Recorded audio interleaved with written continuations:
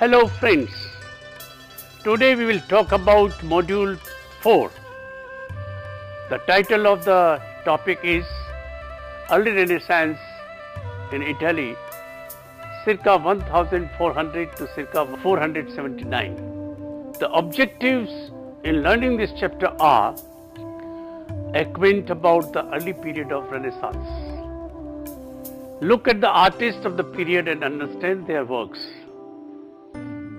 The components of the chapter are Introduction, Florence Baptistry doors, Brunelleschi's architecture,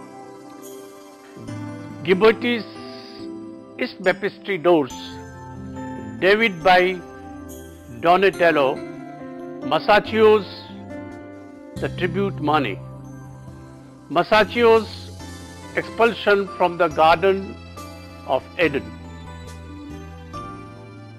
Fra Angelico's The Annunciation, Sandro Botticelli's The Birth of Venus, Piero della Francesca's Flagellation of the Christ, Andrea Martino's Lamentation over the Dead Christ, and Gentile Bellini Procession of the Relic of the True Cross before the Church of the Saint Mark, Leon Battista Alberti's books on architecture. Leon Alberti. This chapter focuses on early Renaissance period in Italy specifically, though Renaissance art found expression in other places in Europe.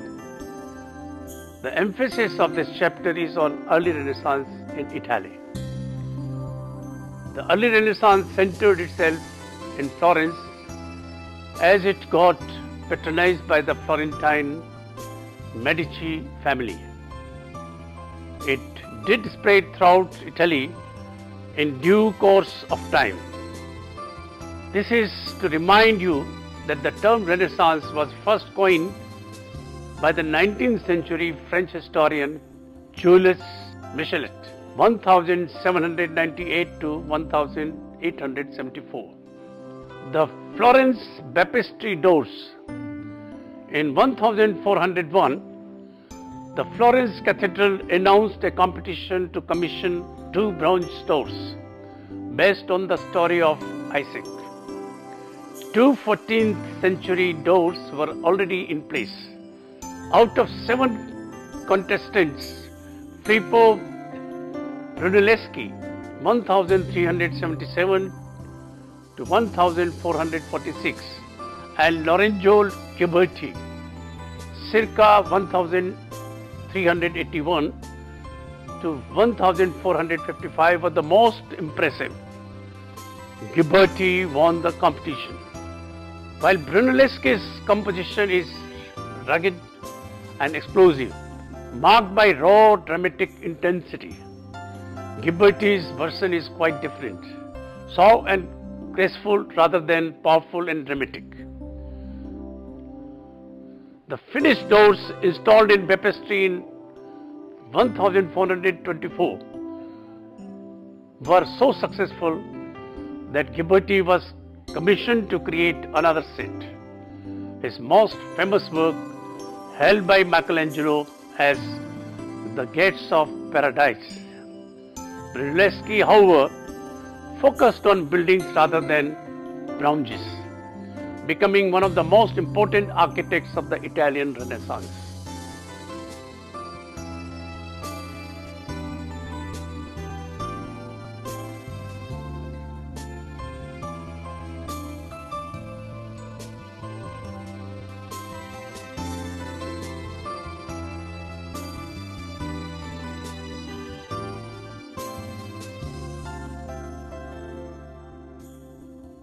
Brunelleschi's architecture.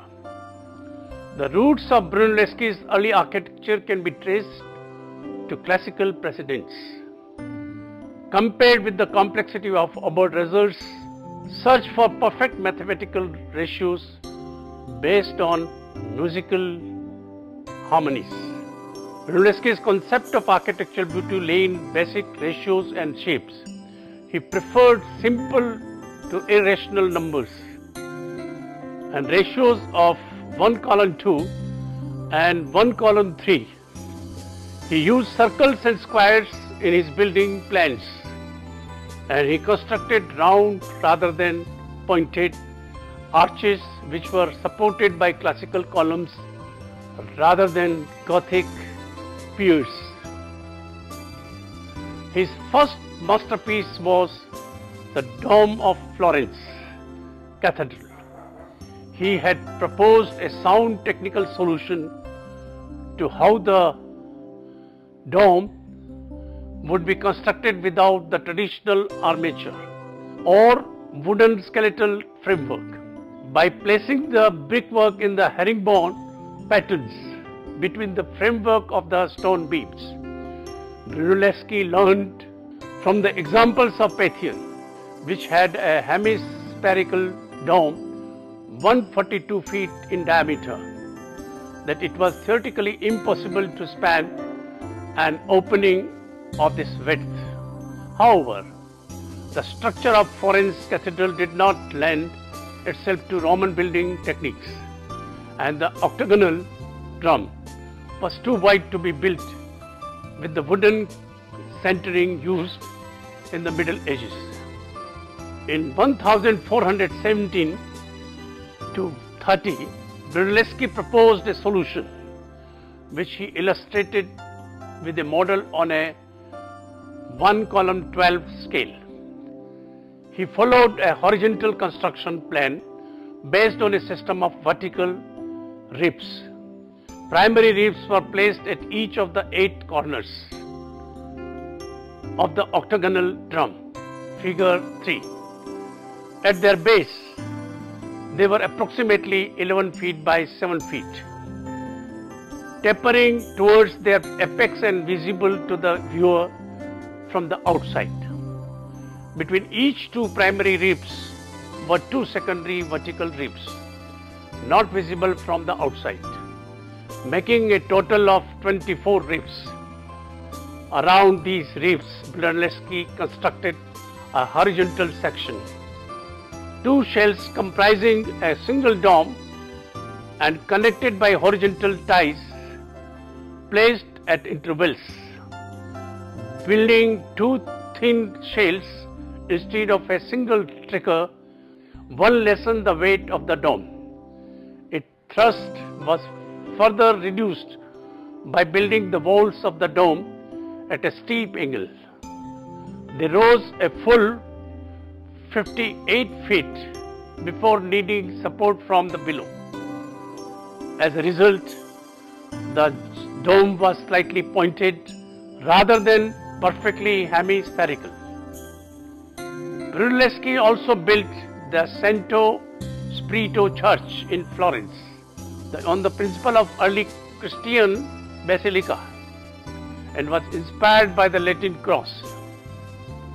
His founding hospital was an expression of local forms of architecture and construction, but with a vision of art and science that was based on humanistic concept of the ideal. His San Lorenzo structures are considered keystones of the early Renaissance architectural style. Also credited to him is the famous Medici Palace. Architectural details, all in a classical style, were carved in a Pietra Serena grey Tuscan sandstone that became synonymous with Brunelleschi's interiors.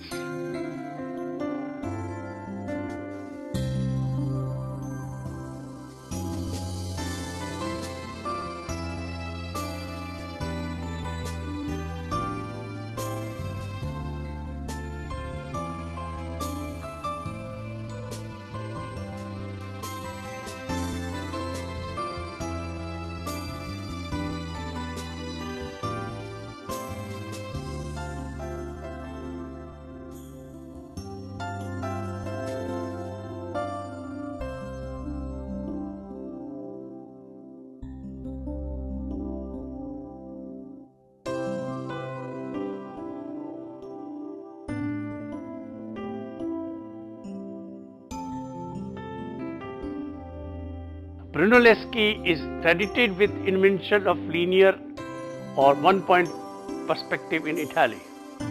Brunelleschi conceived of the picture plane, the surface of a painting or a relief sculpture, as a window and the frame of the painting as the window frame. Through the window, the viewer sees the scene to be depicted. The edges of architectural objects such as roofs, walls are extended along imaginary lines, known as orthogonals, to converge at single point, the vanishing point, which generally corresponds to viewers' eye level. By using the optical and geometrical principles upon which Brunelleschi's perspective devices were based, the artists of this generation were able to produce works of astonishing realism. On two-dimensional surfaces, they were able to create extraordinary illusions of three-dimensional space and tangible objects, so that the work of an art appeared to be either an extension of the real world or a mirror of nature. Ghiberti's baptistry doors. Lorenzo Ghiberti's Gates of Paradise are a set of bronze doors that were made for the Florence baptistry and took the celebrated Italian artist 27 years to complete. The doors that depict Old Testament scenes on 10 panels were firmly installed in 1452 and profoundly influenced his contemporaries as well as the next generation of Italian Renaissance artists. Here the Ghiberti has eliminated the medieval quintrefoil frame and used the square, which is better suited for the new perspective system. The door is divided into two sets of 5 Old Testament scenes, which were modeled in wax, cast in bronze and faced with gold. The east door was nicknamed the Gates of Paradise because the space between a cathedral and its baptistry is called a paradise. According to another tradition recorded by Vasari, Michelangelo said that Ghiberti's doors were beautiful enough to grace the entrance of paradise. David by Donatello. Donatello excelled because of his attentive exploration of human emotions and expression, as well as his ability to solve the technical problems posed by various media, from lost wax casting in bronze and carved marble to polychromed wood. In a bronze David, he produced the first life-size male nude since antiquity. It depicts biblical David wearing only a hat and boots, with his foot resting on the head of the defeated Goliath. But the statue that has almost a feminine form also represents the ideal beauty of a male body. Masaccio's expulsion from the Garden of Eden. A part of a large fresco cycle in Rennaissance chapel of Santa Maria del Carmine in Florence. This fresco depicts how Masaccio transformed the figure of the modest goddess into an extroverted, wailing Eve, who realizes that she has lost and covers her nakedness in shame. The more introvert Adam hunches forward and covers his face as if reluctant to confront his destiny. Adam and Eve leave the gateway to paradise behind them at the command of the foreshortened, sword-bearing angel. The rays of light emerging from the gate represent the angry voice of God Masaccio's tribute money. In a scene from Jesus' life highlighting St. Peter, the tribute money is particularly remarkable for its early use of both linear and atmospheric perspective to integrate figures, architecture and landscape into the consistent whole. The group of disciples around Jesus and his disciples forms a clear central focus from which the landscape seems to recede naturally into the far distance. To foster this illusion, Masaccio used linear perspective in the depiction of the house and then reinforced it by diminishing the sizes of the barren trees and reducing the size of the crouching Peter at far left. At the central vanishing point established by the orthogonals of the house is the head of the Jesus. A second vanishing point determines the position of the steps and stone rail at the right. Fra Angelico's The Annunciation. While the central themes of Fra Angelico's artworks are conservative, his technique reveals that he followed the latest trends of his time. Made in a cube space with a vanishing line, his figures are thin and delicate.